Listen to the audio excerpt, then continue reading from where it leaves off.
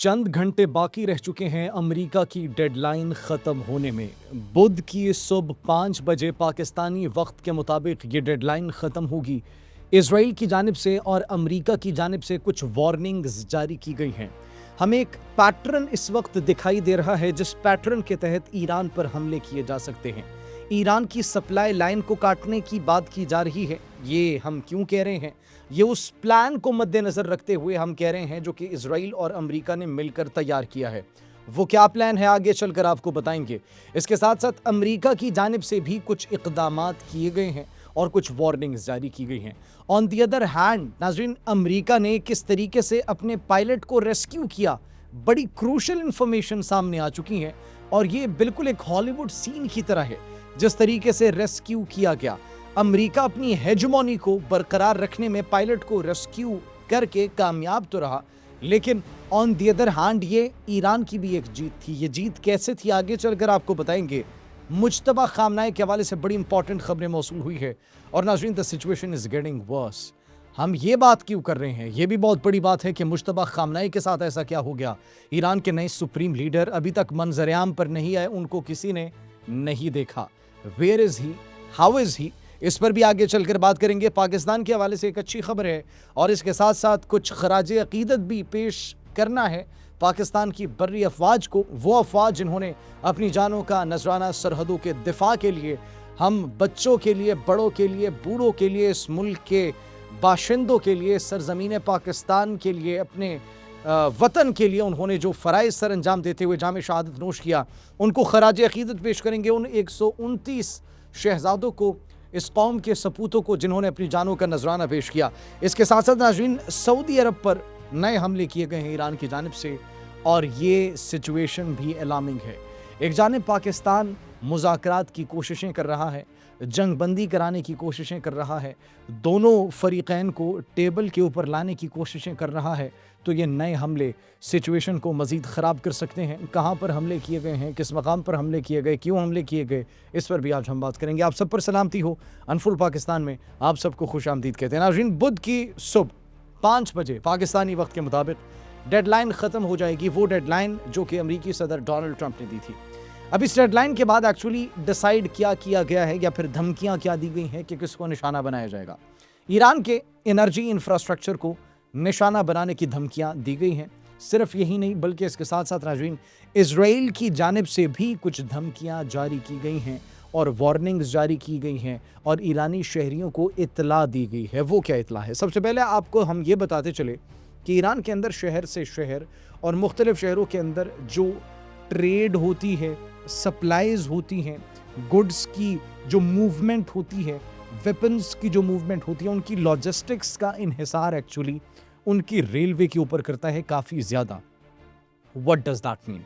मतलब एक शहर से दूसरे शहर तक अगर मिलिट्री की मूवमेंट हो, अगर गुड्स की मूवमेंट हो, कोई भी आप सप्लाई कर रहे हो, सामान हो सकता है, हथियार हो सकते हैं, तो उसका जो फर्स्ट सोर्स है, प्राइमरी सोर्स जिसे हम कहेंगे, वो रेलवे है थ्रू ट्रेन। अब इसराइल की जानिब से एक नोटिस जारी किया जाता है। वो नोटिस क्या है? इसराइल की जानिब से नोटिस जारी किया जाता है कि रेलवे ट्रैक्स और रेलवे स्टेशन से जितने भी शहरी हैं वो दूर दूर रहें। एक जानिब एनर्जी इंफ्रास्ट्रक्चर को टारगेट करने की इतलात मौसूल हो रही है इस डेडलाइन के बाद। तो ऑन द अदर हैंड अगर हम देखें तो रेलवे ट्रैक्स, रेलवे स्टेशंस, मतलब सप्लाई लाइन के ऊपर हमला करने की बात की जा रही है ताकि ईरान की सप्लाई लाइन कट जाए, राब्ता मुनक़ता हो जाए, एक शहर से दूसरे शहर का राब्ता बिल्कुल ख़त्म हो जाए। नाज़रीन, तो अब ईरान की जानिब से भी ये पैगाम दे दिया गया कि हम किसी धमकी या किसी दबाव में नहीं आएंगे, हम जवाब देंगे। और नाज़रीन, पिछले अगर चंद दिनों की बात की जाए तो 1,20,00,000 से ज़ायद लोग रजिस्ट्रेशन करवा चुके हैं फ़ौज में शामिल होने के लिए। ये बच्चों की तादाद है, इसमें नौजवान है, इसमें बड़े हैं। ये सब सर पर कफन बांध कर ईरान के लिए अपनी जानों का नजराना पेश करने के लिए तैयार हो चुके हैं। And that is the level of enthusiasm and that is the level of energy that you can see in the people of Iran right now. अभी ईरानी अवाम मुकम्मल जोश और जज्बे के साथ अपनी सरजमीन के लिए, अपने सरजमीन के दफा के लिए मुकम्मल तौर पर तैयार हो चुकी है। और ऑन दी अदर हैंड ये डेडलाइन हर गुजरते लम्हे के साथ ख़त्म होने की जानिब है। देखेंगे कि क्या होगा। लेकिन उससे पहले आपको ये भी बताते चले कि जिस तरीके से रेस्क्यू ऑपरेशन किया गया, ये ऐसा लगता है कि हॉलीवुड की मूवीज़ में से आप कोई एक मंजर देख रहे हैं। लेकिन हकीकत ये है कि जिस तरीके से उनके C-130 तबाह हुए, ब्लैक हॉक्स को निशाना बनाया गया और जिस तरीके से उनके कवर करने वाले जहाज़ को निशाना बनाया गया, वो ईरान की एक बहुत बड़ी जीत थी। जिस तरीके से वो एक पायलट को अपने रेस्क्यू करने आए, ऑन द अदर हैंड अरबों डॉलर का नुकसान कर बैठे, तो ईरान भी कहीं ना कहीं पर जीता है। और ईरान की जीत क्यों है ये?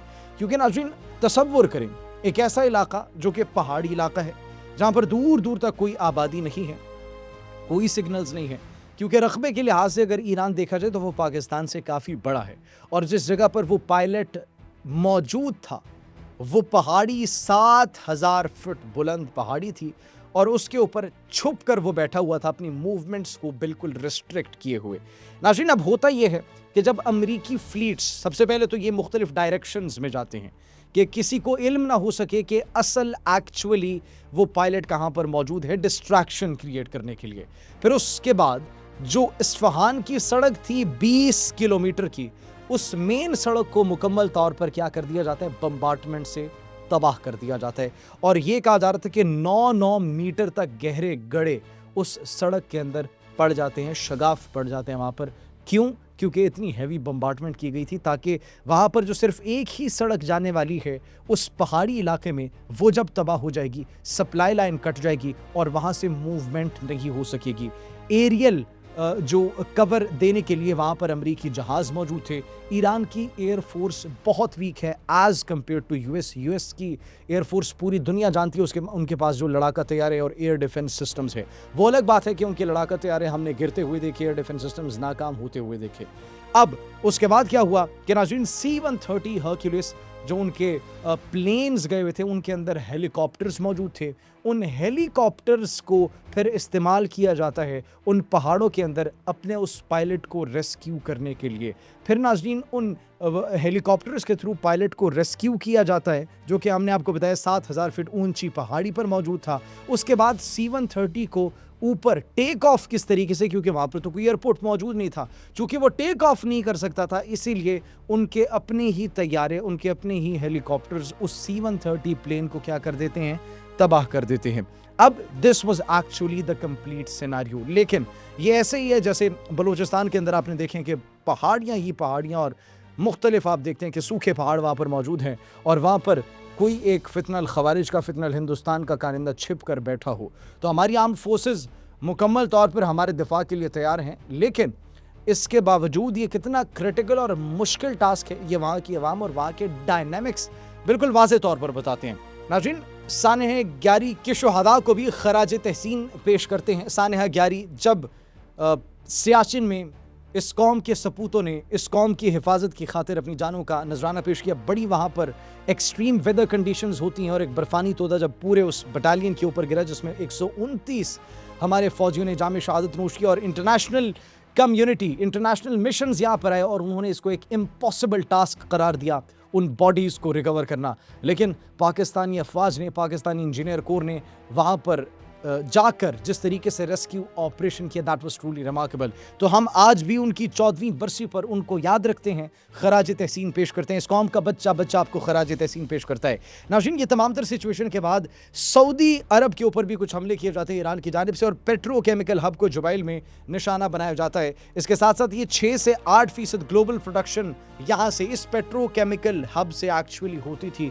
अब अमन की कोशिशें पाकिस्तान कर रहा है, राब्ते पाकिस्तान कर रहे, सालसी की कोशिश पाकिस्तान कर रहा है, लेकिन इस तमाम तर सूरत हाल में सऊदी अरब के ऊपर हमला करना, दैट्स एक्चुअली अलार्मिंग। और इस बात की मजम्मत की गई पाकिस्तान की जानिब से और पाकिस्तान की जानिब से कहा गया कि इस वक्त हमें समझना चाहिए कि जो क्रिटिकल सिचुएशन है पाकिस्तान उसमें जो रोल प्ले कर रहा है, उसके बावजूद अगर आप खलीजी ममालिक पर इसी तरीके से अपने हमले जारी रखेंगे तो फिर ये मुज़ाकरात को ठेस पहुंचाएगा।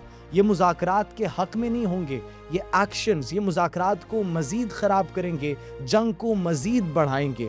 तो ये इस बात का एक्चुअली थोड़ा सा अंदाज़ा होना चाहिए। इसके साथ साथ नाज़रीन, जो इस वक्त पाकिस्तान के हवाले से अच्छी खबर हमने आपको बताया कि पाकिस्तान के अंदर बहरान नहीं है, बिजली का बहरान भी आप काफ़ी कम देख रहे हैं। CNN इस बात को रिपोर्ट कर रहा है कि पाकिस्तान जिस तरीके से सोलर एनर्जी को यूटिलाइज़ कर रहा है और पिछले कई सालों में सोलर एनर्जी के ऊपर डिपेंडेंसी जो बड़ी है, यह पाकिस्तान की एक बहुत बड़ी जीत है। क्यों जीत है? 2 से 3 सालों के अंदर पाकिस्तान की जो इलेक्ट्रिसिटी और एनर्जी की प्रोडक्शन है वो 25% सोलर एनर्जी पर डिपेंड करती है और वहां से बनती है। इसके साथ साथ 2020 के बाद अगर अभी तक देखा जाए तो पाकिस्तान ने $12 अरब बचाए हैं सिर्फ सोलर एनर्जी के इस्तेमाल की वजह से कि पाकिस्तान ने इंपोर्ट्स कम कर दी है। और रवां साल की अगर बात की जाए तो 6.3 अरब रुपए मजीद इस साल के एंड तक वो बचत होने का इम्कान है। इसी के साथ नाज़रीन मुझे इजाजत दीजिए, अपना बहुत ख्याल रखिएगा। अल्लाह निगहबान।